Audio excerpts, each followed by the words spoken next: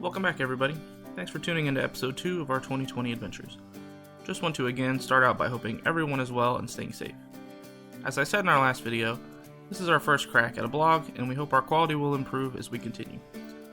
Our last video saw our adventures take us to Lake Tahoe, Las Vegas, waiting out the pandemic in Texas, and to many more amazing places.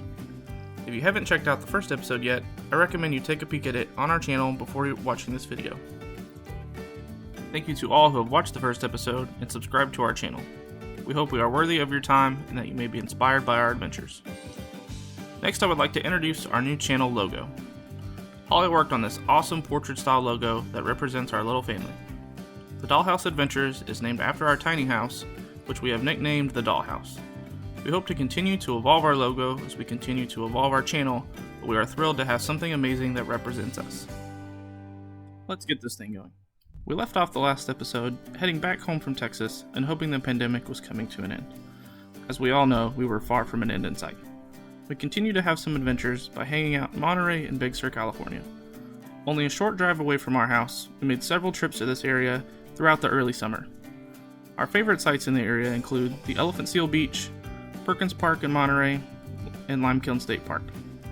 Limekiln features our favorite beach we've found so far in California.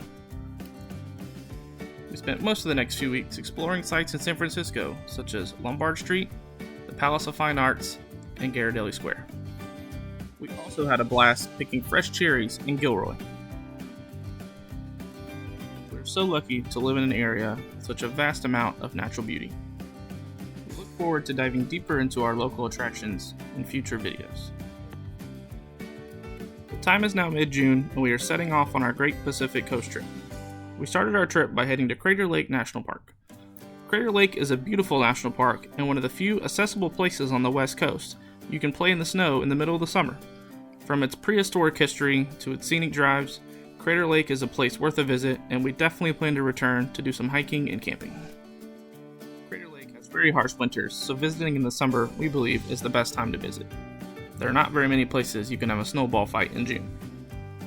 We spent only a few short hours in the park, and it was time to set off for our next destination. From Crater Lake, we headed to our bed and breakfast in Eugene, Oregon. Our B&B was a historic home near downtown and was a great value. We set out the next morning, with donuts of course, and headed towards the coast. Oregon's Central Coast is filled with endless beaches and sand dunes. We even stopped at an awesome nursery so the birthday girl could get some plants. Our drive along the coast led us to our Airbnb for the night.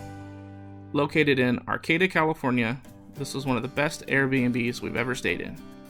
The outdoor garden, sauna, and multitude of outdoor soaking tubs did not disappoint.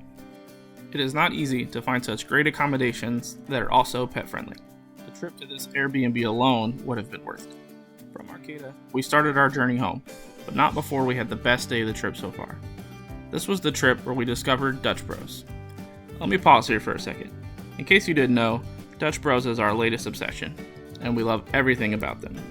From their friendly staff, exceptional coffee, and efficient operations, Dutch Bros is hands down the best coffee shop, and we are glad that they are continuing to expand. This was our first trip to Dutch, and we will never forget it. Continuing to drive south, we found the Avenue of the Giants.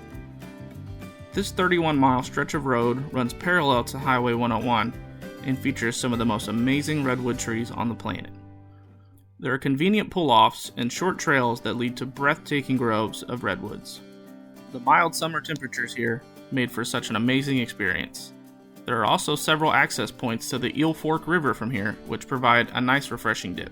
And we got more Dutch. The next few weeks were exploring more that California has to offer.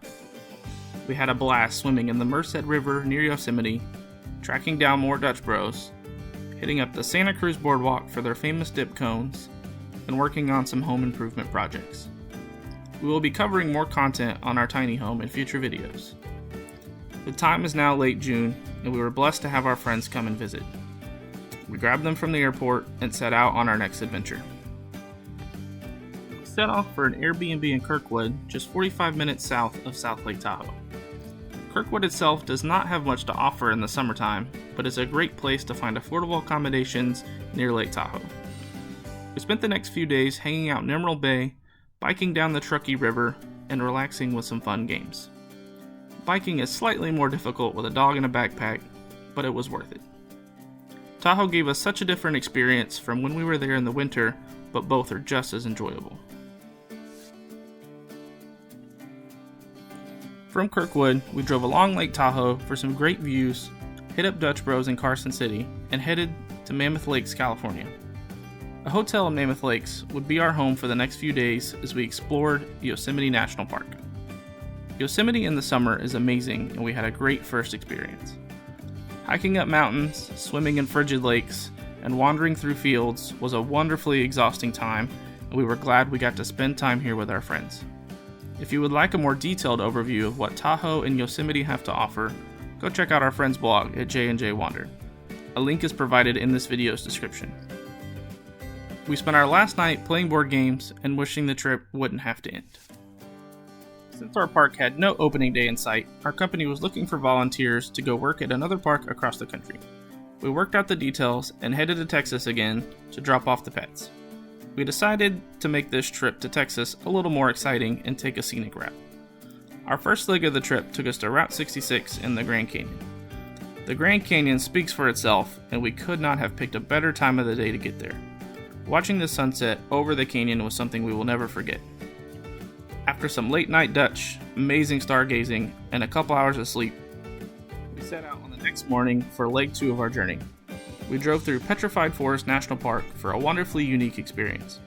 Although not a very well-known national park, Petrified Forest has a vast amount of history, a few easy hiking trails, and great gift shops to pick up some petrified wood for yourself.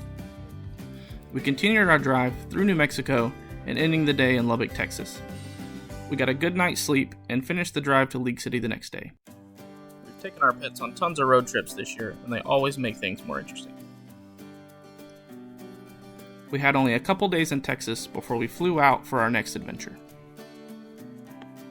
That's it for episode 2. Again, thank you so much for watching, and for those who are sharing these videos and commenting their thoughts. We'll have the last 2 episodes out after the new year and hope to engage our audience on what content they would like to see next. Merry Christmas, everybody, and a Happy New Year. Thanks for watching.